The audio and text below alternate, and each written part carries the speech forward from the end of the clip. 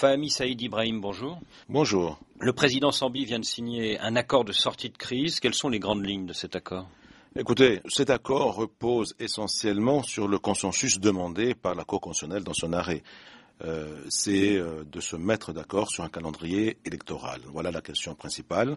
Je rappelle que le président de la République, le président Sambi, avait dès le départ proposé que les élections, en tout cas les primaires, aient lieu au mois de novembre. Il semble que toutes les parties sont d'accord, y compris la délégation de Mouedi. Donc au terme de cet accord, la présidentielle aura lieu à la fin de l'année, premier tour le 7 novembre et second tour le 28 décembre, c'est ça ? Me semble-t-il, comme vous le remarquez, je suis parisien, j'ai eu mes Oui, collègues... c'est-à-dire qu'il faut préciser à nos auditeurs qu'en ce moment, vous séjournez à Paris, vous n'avez donc pas assisté vous-même aux dernières négociations. Absolument, mais l'esprit donc du contenu, je le sais, pas la lettre pour le moment, mais ce qui est certain, les élections débuteront au mois de novembre prochain, et je pense que sur ce point, tout le monde est d'accord en tout cas. Mais a priori, d'après les termes de l'accord, le second tour c'est le 28 décembre, hein, c'est ça ?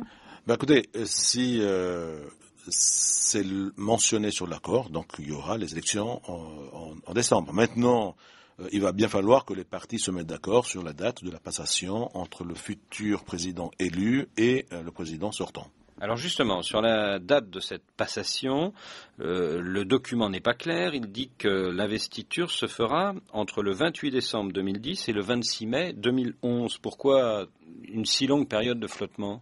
C'est ce que nous regrettons, puisque il est vrai qu'une date retenue définitivement par les partis eût été plus judicieux. Maintenant, nous espérons que les partis peuvent éventuellement envisager un avenant pour se mettre d'accord et trancher sur la question. Je pense que ce serait mieux que ça soit ainsi.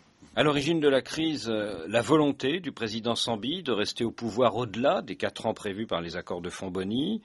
En effet, au terme de ces accords, il aurait dû quitter le pouvoir le 26 mai dernier. Pourquoi s'accroche-t-il à son fauteuil ? Je pense encore une fois que c'est un malentendu. Il n'a jamais été question pour le président de la République, le président Sambi, de rester au pouvoir ad vieternam.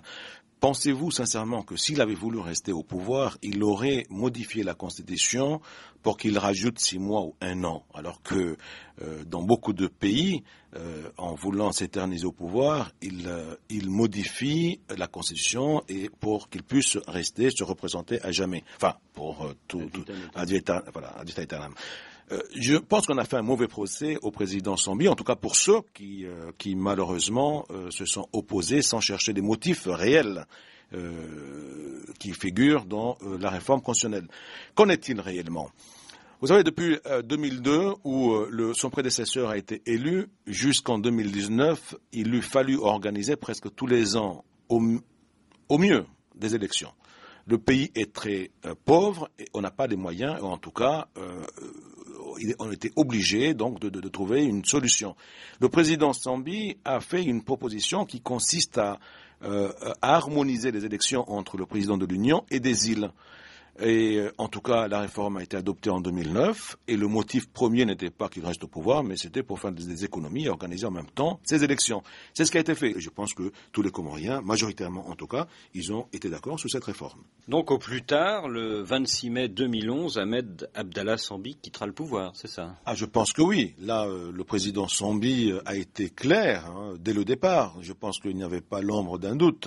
Je pense que c'est les opposants qui ont voulu, en tout cas, manipuler l'information, désinformer et prêter au président Sambi la volonté de vouloir s'éterniser au pouvoir. Et quand Ahmed Abdallah Sambi quittera le pouvoir, est-ce que les accords de Fonbonny seront respectés ? Est-ce que son successeur viendra de l'île de Mohéli ?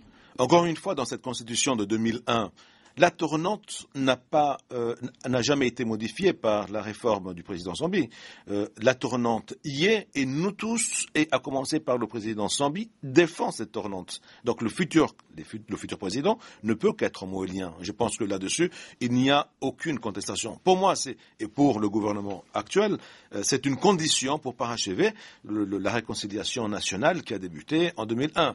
Il y a une semaine, le 13 juin dernier, un membre de l'état-major de l'armée comorienne, le colonel Kombo Ayouba, a été assassiné à son domicile de Moroni. Qui est à l'origine de ce meurtre ?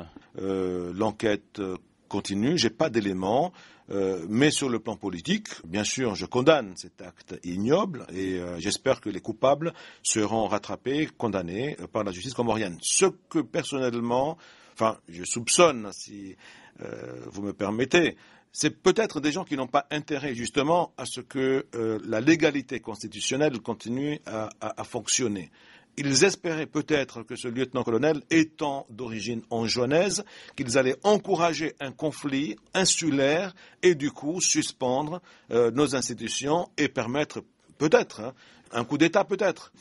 Je pense qu'il n'est pas impossible que le mobile politique y soit et là on ne peut que condamner ces manières de faire. Fahmi Saïd Ibrahim, merci.